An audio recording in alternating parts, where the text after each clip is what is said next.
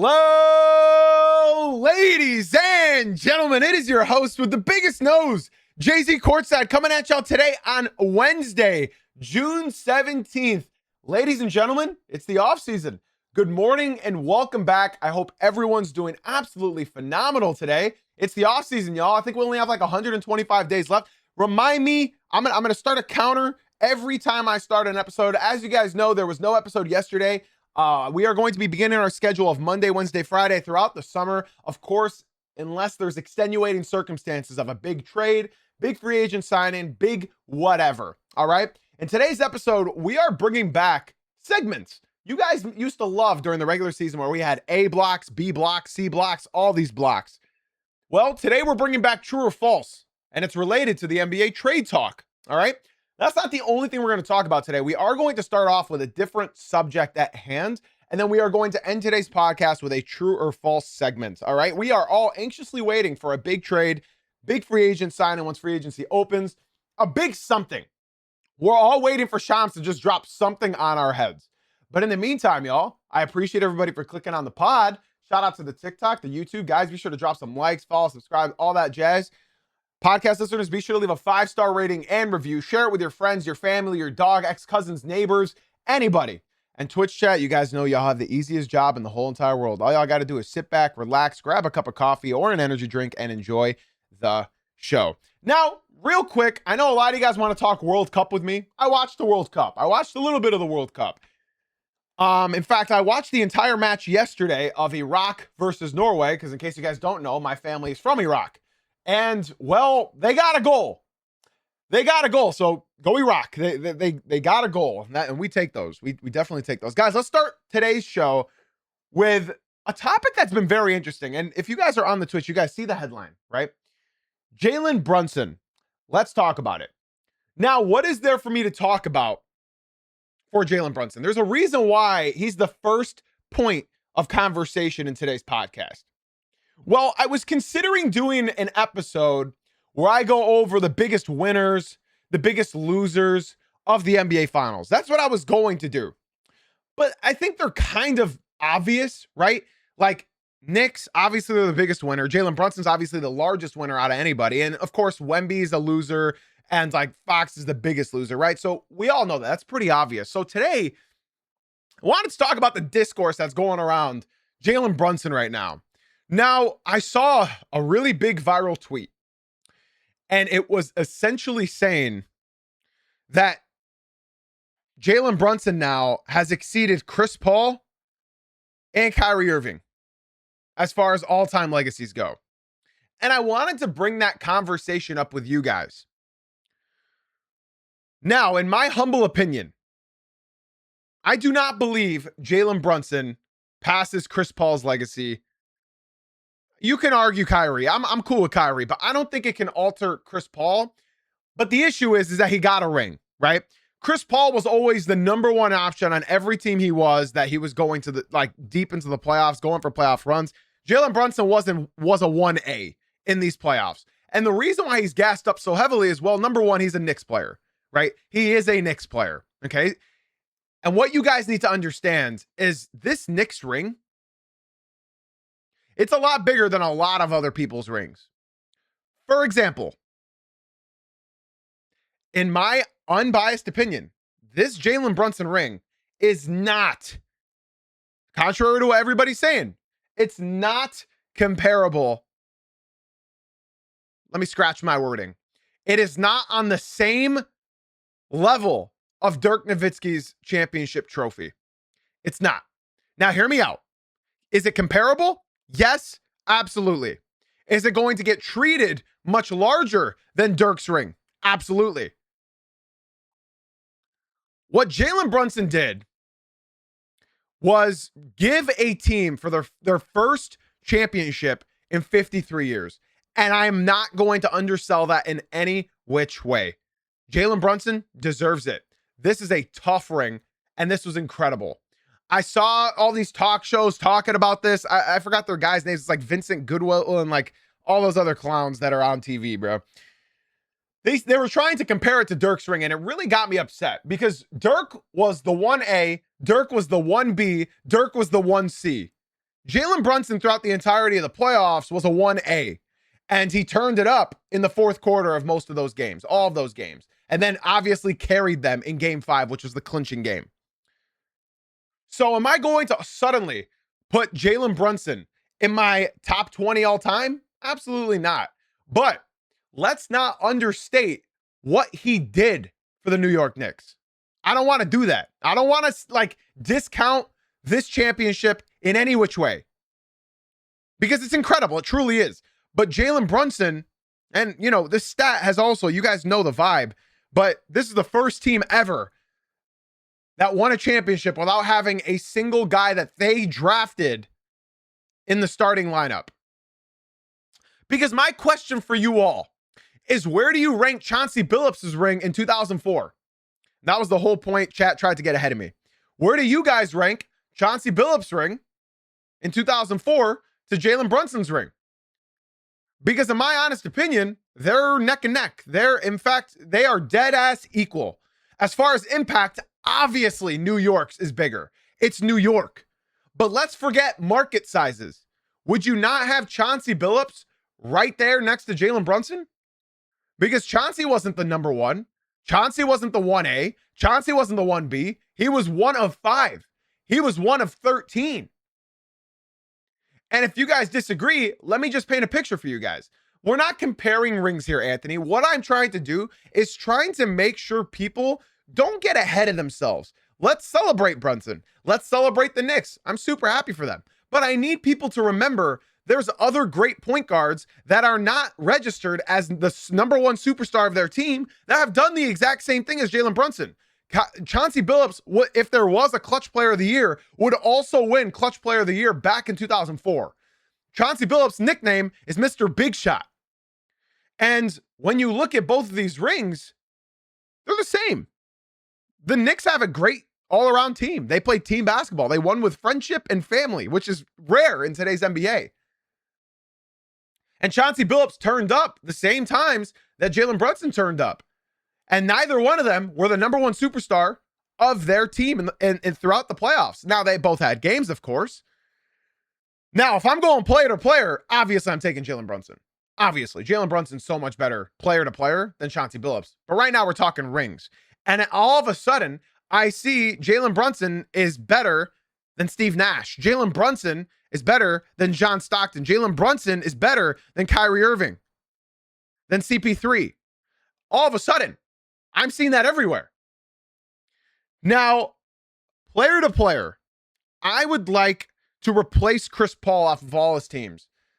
These are all ifs. These are all situations. These are all ifs, ands, or buts, and impossible situations that you can't do. But I'm not taking Jalen Brunson over Steve Nash. I'm not going to take Jalen Brunson. Like, if I were building a team, I'm not going to take Jalen Brunson over prime CP3. I'm not going to take Jalen Brunson over Kyrie Irving. I'm not going to do that. Because one of those guys plays defense and the other one doesn't. Now, this is not going to become a conversation of me disrespecting Jalen Brunson, because I love Brunson. I literally just bought his jersey, and that's going to be hanging on my wall forever. But with this conversation, hey, shout out to Robert for coming through to the Twitch stream. Thank you for the follow, bro. I appreciate you, man. Thank you. What I am going to say about Jalen Brunson is that you can never take this ring away from him. He's the biggest winner of anybody in this entire series. It's truly remarkable what he's done, right? I just want to make sure that this conversation doesn't get too crazy as far as rankings go. How about we take a little bit let's take a little time off of ranking players, okay?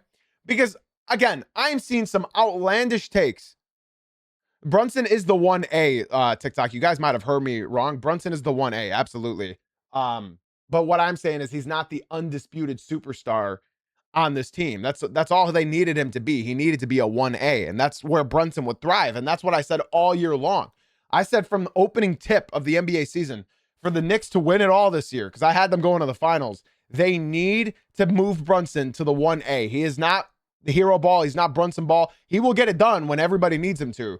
But as far as like the players and the teams go, this is how you need it. Oh, of course I was doubting the New York Knicks. I was incredibly disappointed. They were my pick to go out of the finals. So for this guy coming into the TikTok saying, how about now, NBA champs, baby? I was proud of y'all. I'm very proud of y'all. I bought my Brunson jersey. I'm very proud of y'all. Of course I was disappointed you guys in February. You guys went 2-9. Of course. You guys are my pick to come to the finals. Lil J Bands, thank you so much for the follow on Twitch. I appreciate you very much. Now, I'm not willing to go so far as to like say Kyrie is infinitely better than Jalen Brunson, but what I will say is Kyrie does sit down on defense. He does plant his ass down on defense, which is different. Now, again, I do need to restate this. What Jalen Brunson done, what he did is truly incredible. It is. But they also had the better team in the finals. We all knew that. We all knew that. We all knew the Knicks took their lumps. We all knew this was the Knicks' time. If they didn't get it done, then when would they? So shout out to New York. Shout out to Jalen Brunson. But I do want to pump the brakes on this whole legacy spiel. I want to pump the brakes because Jalen Brunson's not even 30 yet. He's turning 30 before the season starts. Pump the brakes, all right? And another thing is, when you talk about comparisons, when you talk about the rings, it is completely valid to put him in this upper echelon. It's completely valid. I'm not going to get upset with you. And you shouldn't get upset with Knicks fans for throttling him up all of a sudden into this big stratosphere of the greatest players of all time. Don't get mad at them. They're living in the moment. Let them be happy. If Cade brought a ring to Detroit this year, I would be up here naked. I would be here naked. All right. So shout out Brunson. Shout out the Knicks. He couldn't have done it as the number one option. Being the 1A is exactly what Jalen Brunson needed. So don't get upset with Knicks fans for them being hype over this ring. Don't be upset. Do not be upset. Yeah, I'm not telling you have to be happy for him. I'm happy for him. But I think all in all, Jalen Brunson is by far the biggest winner of this entire final series.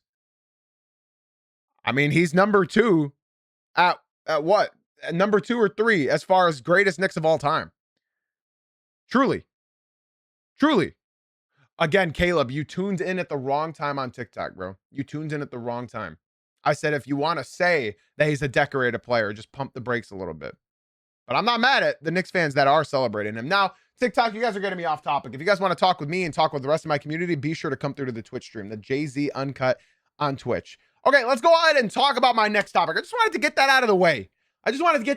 Real quick, y'all. Now, we got to talk about the breaking news. Not so breaking anymore. Tiago Splitter is going to become the new head coach of the Chicago Bulls. Now, I like this pickup for the Bulls. They've needed a young coach, and I loved his turnaround that he did with the Portland Trailblazers, of course, with Chauncey Billups under investigation.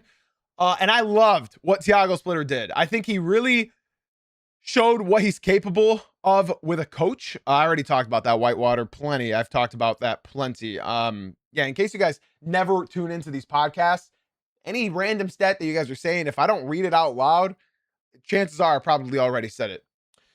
Yeah, the Portland Trailblazers were 6th in rebounding throughout the year, 7th in blocks, 10th in field goals attempted, 7th in three-pointers made, and 3rd in three-pointers attempted. So he really got this team to run and gun. And then on top of that, of course, they had great guys who drew fouls like Denny Avdia, right? I think the Bulls got a really good head coach here.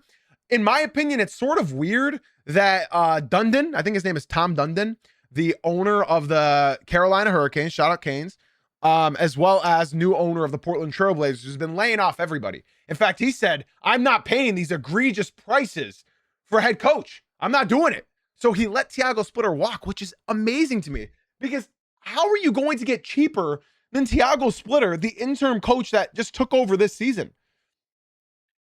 I don't know what kind of coach you're going to hire for cheaper than Tiago Splitter was. So, of course, I think Dundon really sold on not bringing back Tiago Splitter. I think the players liked Splitter as well.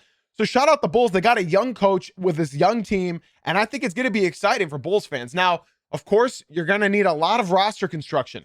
You are. He's not going to make this team a playoff team all of a sudden.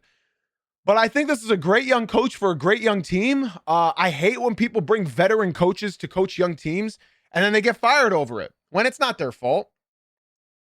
So I think Bulls fans should be excited for the draft. I think you guys are going to try everything in your power to get some good young talent around this good young coach. I think it's a really good pickup. Thiago Splitter did a great job at turning around the Portland Trailblazers. Of course, as we know, they got knocked out in the first round against the San Antonio Spurs. So I think that's very exciting. Shout out Splitter. Shout out the Bulls. I think it's a great pickup. I'm very happy for Bulls fan because he's going to be that voice in the locker room that I think a lot of players listen to. I really do. Now, of course, ladies and gentlemen, these are not the main topic of discussions for today's podcast. And this podcast is not going to be long today.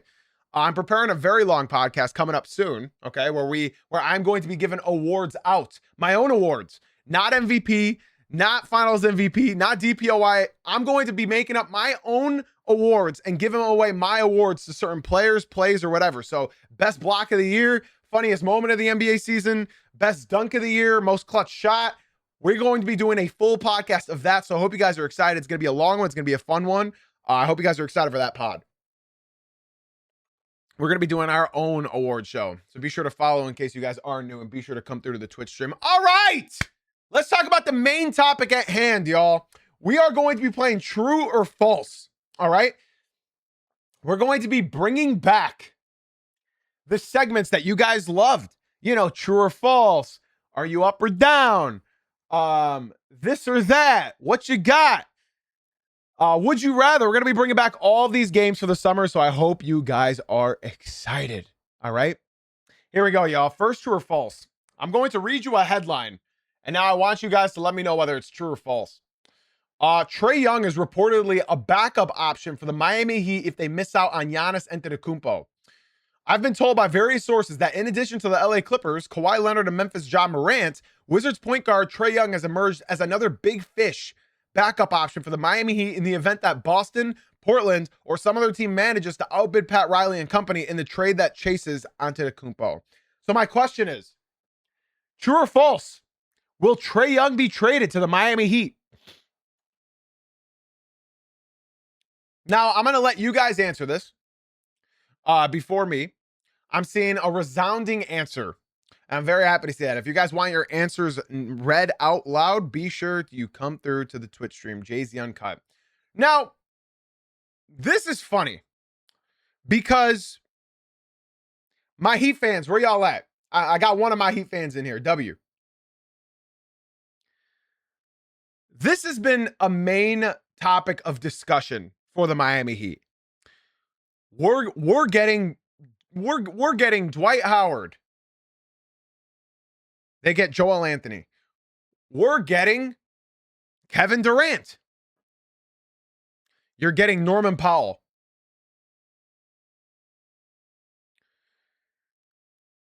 This has been a story for years and years and years where they have their eyes set on mega stars, superstars, great basketball players. And ever since LeBron and Chris Bosh, they haven't been a free agent destination. They haven't been a big fish, as Pat Riley likes to say. They haven't went and got any superstar. When they got Jimmy Butler, I mean, he forced his way out. He forced his way in, and he forced his way out. So, as many of you guys, Damian Lillard, oh my God, we heard of Damian Lillard for 5 years that they were getting him.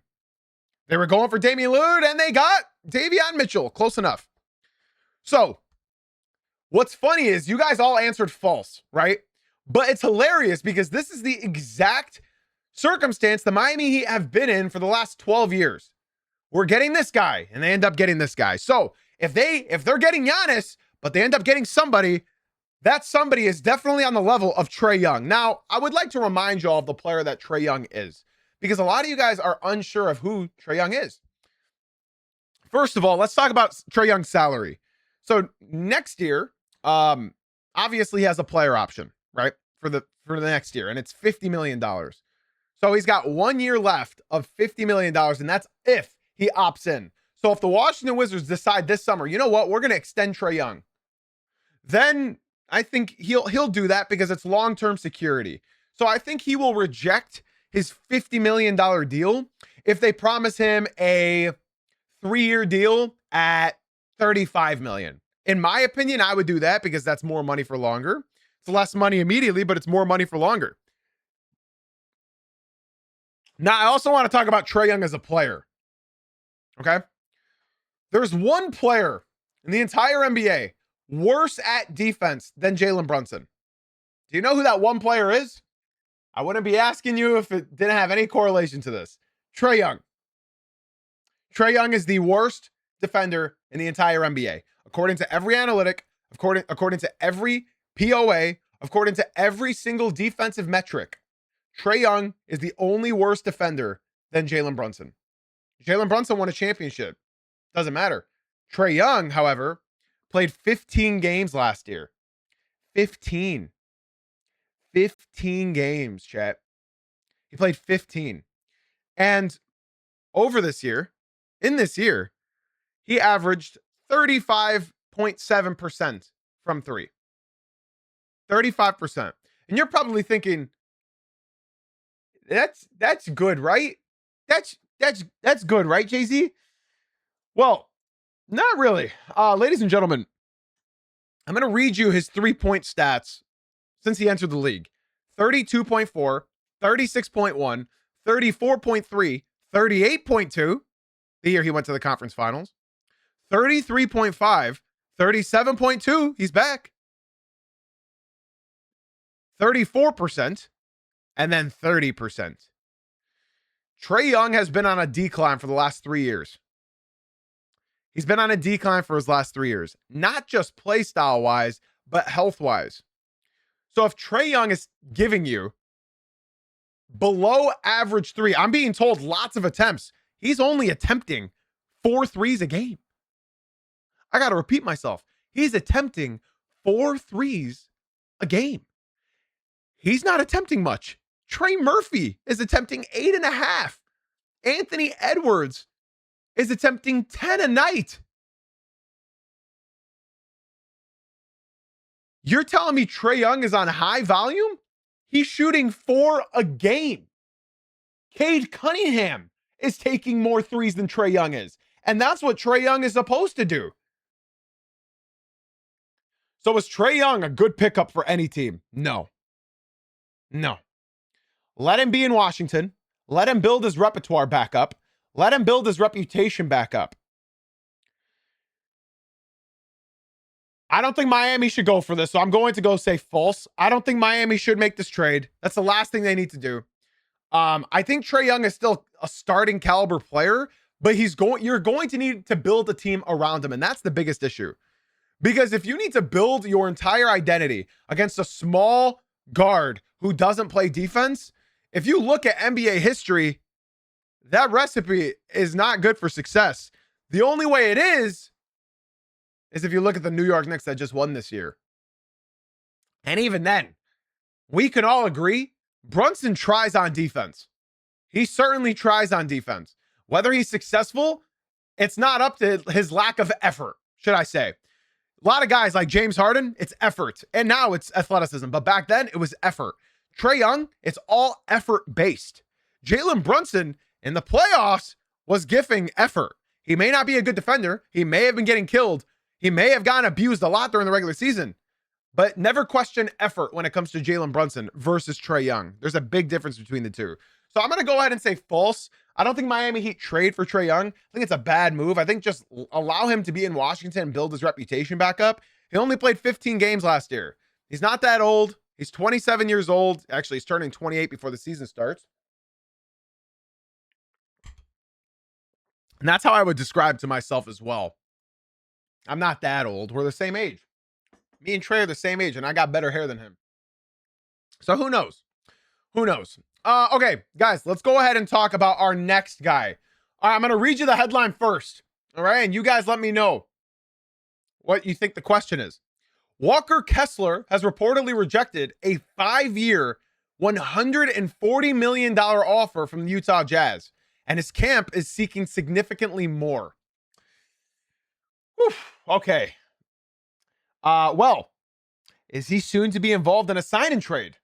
Do you think this is true or false that Walker Kessler will get traded in this offseason? So let me just remind you guys, Walker Kessler is a restricted free agent.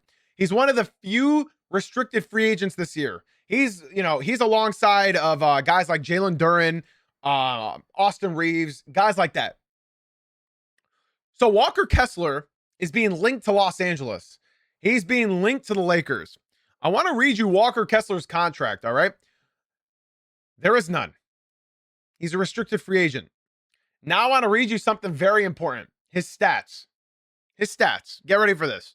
He's averaging 14.5 points, 10.5 rebounds, 3 assists, 1.5 steals, almost 2 blocks, 30 minutes a game, 70% from the field, 75% from 3. You guys are probably thinking, damn, 75% for 3. Oh my God. Let me read you the most important stat of them all. He played 5 games last year. You know how many games he played the year before that? 58. You know how many games he played before that? 64. And then finally, his rookie year, 74 games. Ladies and gentlemen, he played 5 games last year and 58 the year before. I'm sorry, but injuries have been a problem. We've heard that he hates the Jazz, right? In a case like this, you have your classic case of buy low, all right? So he obviously thinks he's worth much more than $140 million. And I just have to remind you guys, the Lakers can offer him. They can offer him. But the Jazz have every right to counter it. And whether they do or don't, it's going to be very interesting because as we all know, the Utah Jazz have a very interesting roster. Lauri Markkanen's contract that no team ever wants to touch, standing at $46 million next year, $49.8 million 2 years from now. Lauri Markkanen in the year of 2029 is going to be making $53.5 million. Jaren Jackson Jr., he's going to be making $49 million next year, $50 million the next year, and $52 million 3 years from now. Yusuf Nurkic is a free agent. Jordan Clarkson obviously is on the Knicks and just won a championship. Lonzo Ball got told to stay home, so he's off the books. They got Ace Bailey, John Conchar. So when you look at their team, they really don't have a true center unless you consider Kyle Filipowski or if they bring back Nurkic. So I think they will match any offer Walker Kessler's way, but they're going to hope for a discount because of health. So true or false, guys, do you think that he's going to be involved in a sign and trade? Because that's the only way that he can get traded this summer. It's if he gets involved in a deal like, I'm just going to throw an example. It's not going to happen. I don't even think they're in the market for it. No, they're not in the market for it. But like Austin Reeves gets signed to the Lakers and then traded to the Jazz, while Walker Kessler gets signed by the Jazz and then traded to the Los Angeles Lakers. It has to happen in the same transaction. For example, last year, the Pistons did a sign and trade for Duncan Robinson for Simone Fontecchio, if you remember that, right? So you're still getting back something. You're not losing that player for nothing. I think it's false. I don't think they're going to sign and trade him. I don't think so. They don't have another center. So unless they think Yusuf Nurkic is going to be their center for the future, I don't know. I don't think so. Guys, we have one last what if. Or sorry, not what if, sorry. We have one last true or false. All right. The Detroit Pistons are currently the front runners to land Trey Murphy III. Trey Murphy's deal is expected to happen before the NBA draft on June 23rd. So, my question to you, ladies and gentlemen, true or false? Are the Detroit Pistons going to trade for Trey Murphy? Now, I've done a lot of research on this one, obviously, because I'm a Pistons fan. In case you guys don't know all the ins and outs of this, Trey Murphy is being offered by a lot of teams right now. By a lot. A lot of teams are targeting Trey Murphy. And it does not surprise me that the Pistons are front runners for this deal. Let me talk about positives for both teams. The New Orleans Pelicans are being run by Joe Dumars, former 2-time champion and finals MVP with the Detroit Pistons, and former GM. And then Troy Weaver, former GM of the Detroit Pistons. Here's another thing about Troy Weaver. He loves his guys that he drafts. He drafted Isaiah Stewart. He loves beef stew. He loves him. He drafted Marcus Sasser. He loves Marcus Sasser. That's a great question. I will answer that in a second, Newsom. It's a great question. And then on the other side, Detroit, what do they benefit from doing this? Well, let me explain. The Pelicans benefit because they would get Ron Holland, Isaiah Stewart, Marcus Sasser, and probably 2 picks. Or Isaiah Stewart, Ron Holland, and 2 picks. Point being, he loves beef stew, he loves Marcus Sasser, and he loves the potential of Ron Holland. He's 20 years old. And the big thing for them is they get young players and a little bit more stronger formed basketball players and the potential of Ron Holland. Now, what do the Pistons benefit off of? Well, get this, y'all. Trey Murphy has arguably one of the best contracts in the entire league. Trey Murphy is only making $27 million next year, $29 million 2 years from now, and $31 million 3 years from now.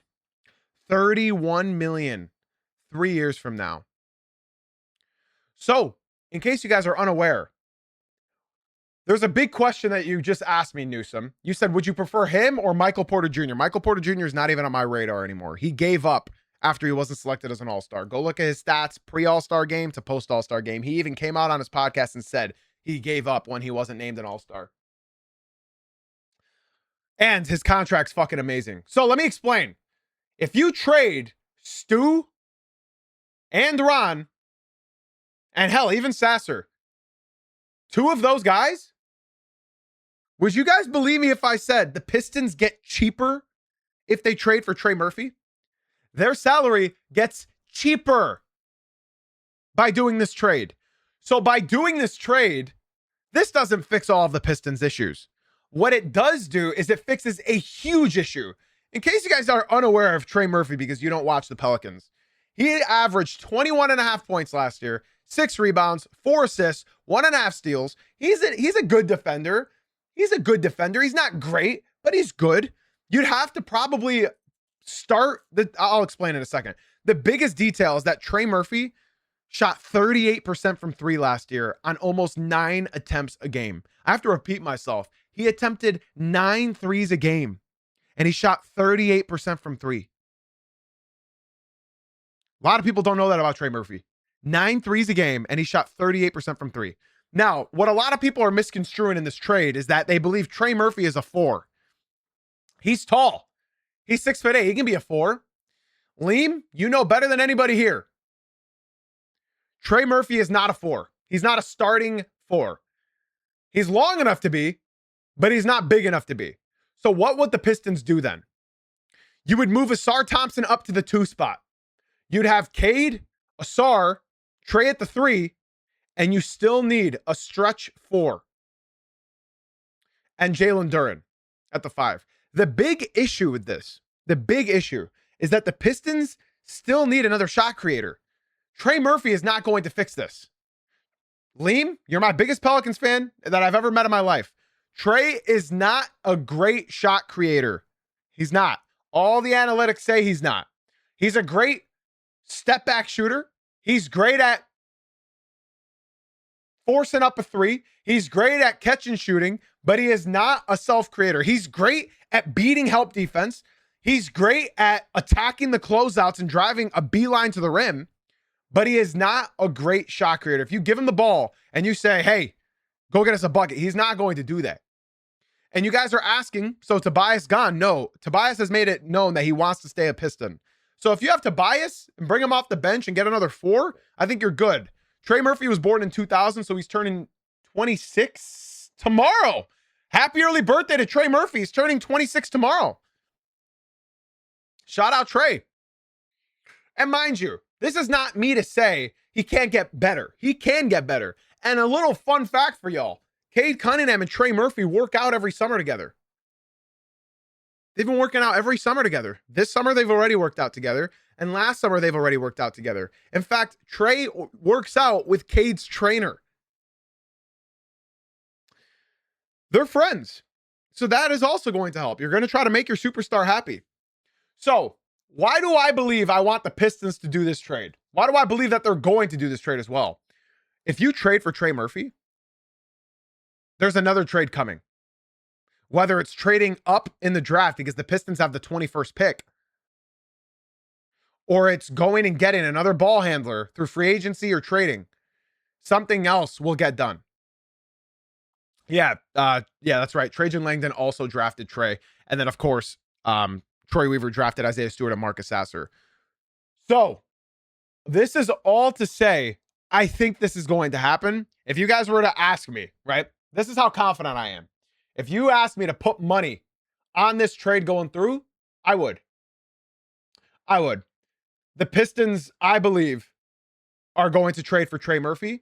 And I think the best aspect about that trade is the Pistons won't be done. Because Trajan knows what this team needs. He knows that we need a volume shooter. That's Trey Murphy.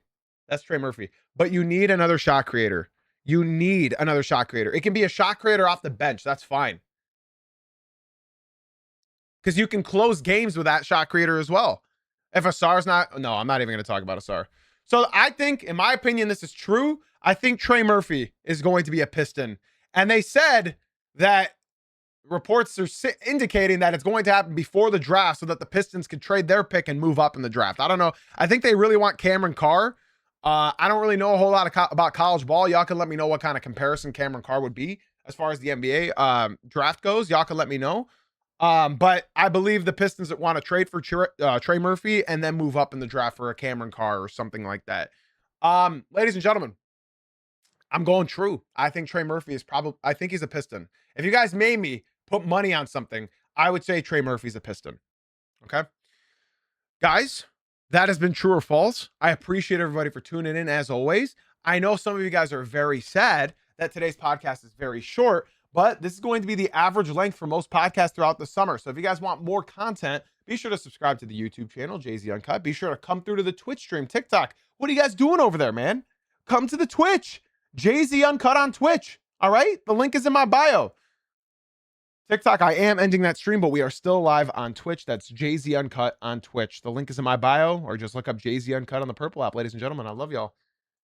Podcast listeners, Twitch chat, everybody, I love y'all so much. Thank you for watching. Thank you for listening. Thank you all so much for being here. I appreciate you guys so much, more than anything in the whole entire world. If y'all can just do me a huge favor, be sure to leave a five-star rating or review if you're listening on Spotify, Apple, or YouTube. Guys, Twitch chat, be sure to stick around. We'll be back Friday morning, and we're going to have a very fun podcast. If it's not going to happen this Friday, we will have a podcast Friday. I'm just trying to debate topics because I'm trying to find like clip of the clips, like best news of the best, right? So be sure you guys continue coming through to the podcast Monday, Wednesday, Friday throughout the summer. And of course, if there's a big trade or free agent that happens, we will be going live for those as well. Ladies and gentlemen, boys and girls, I got nothing left to say except for thank you for being here. Thank you for being you. And ladies and gentlemen, thank y'all for watching / listening. And I'll catch you guys Friday morning at 9 a.m. Eastern. Love y'all.